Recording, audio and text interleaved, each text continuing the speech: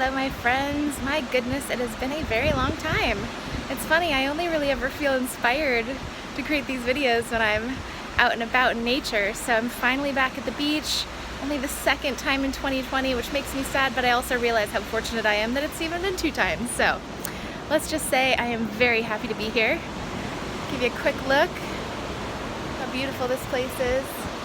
My goodness, I love it here. Anyway, okay, let's get down to business. Today I want to talk about how everybody, well not everybody, but spiritual people talk about life being a mirror. And I never really understood that. For a long time it was like, what does that even mean? Like, what are they reflecting back to you exactly? And it's not quite as literal as I used to think it was. If somebody did something, I thought, oh, it must be because of something inside of me. And that's partially true, but really, I mean, this is a game that we set up for ourselves, that we rigged in our favor. There's really no way to get it wrong. Like Abraham Hicks says, you can't get it wrong and you can't get it done. What we're here to do is to experience. So as humans, it's funny because we tend to always focus on doing, getting to some imaginary outcome, but then we often, or really always, find that unsatisfying. It's really just the experience for experience's sake and for the sake of learning that we're here for. So I think the older we get, the more we realize that. So what they really mean by the outside world being a reflection is like every opportunity, life is showing you what you need to see at that moment in time to uncover a deeper understanding and operate within this game that we set up for ourselves in the best possible way. So to give you an example, maybe it's that I'm in a bad mood. So I get in the car and immediately on the freeway everybody's grumpy, and everybody's speeding and cutting me off. That's an opportunity to realize, wow, there have been other times in the past when I've gotten in the car in a good mood and traffic wasn't like that. Can you connect the dots? Every time you're going to have a new opportunity, because basically that's what it is. Whatever your vibration at the time is, you're only going to have a certain bandwidth or range of experiences that you can have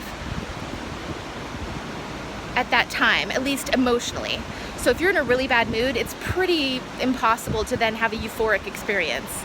Instead, it's going to be, somewhere in a continuum between terrible and maybe just a little grumpy. So use it to your advantage is all I'm saying. Every time you're doing anything, or even just being, pay attention. How does the way you feel seem to correlate with what's going on in your outside reality? That is the best gift you can give yourself. That is where you're going to have the most learning. That's where you're going to get the most profound insights that can change your life. So that's my advice. Slow down, pay attention. In this weird time of COVID, that's exactly the opportunity we've been given. It's wrapped up in a pretty shitty package, I'm not gonna lie, but everything is an opportunity, and this is an opportunity to play with vibration and realize, oh wow, all I have to do is center myself, get myself in a relatively good mood, and that only takes thinking about something you appreciate, thinking about something beautiful, something you love. Put on a kitten or puppy video, it always works for me, and then go do whatever you're doing. That's another thing Abraham Hicks is always talking about.